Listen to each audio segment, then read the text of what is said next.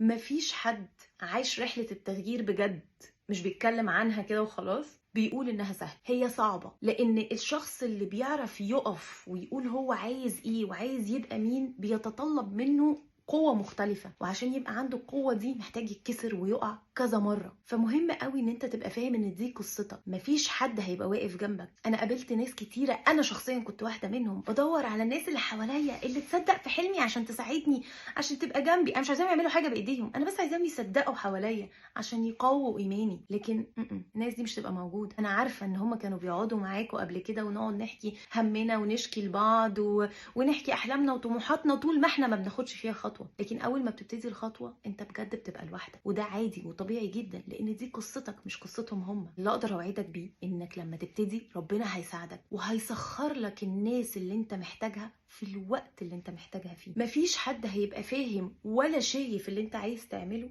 غيرك. وثقتك في نفسك هتيجي من انك تبتدي وتاخد اول خطوة وتوري نفسك مش اي حد تاني في الدنيا ان ده بجد حلمك، وانك بجد حقيقي مؤمن بيه ومؤمن برسالتك اللي فيه ومؤمن بقد ايه ده ممكن يساعد غيرك. وايمانك بربنا في قلبك واخدك بالاسباب هيبقى البنزين اللي بيخليك تكمل كل ما تيجي تقع. افتكر ان دي قصتك ومحدش فاهمها غيرك، وده عادي. فابتدي الرحلة.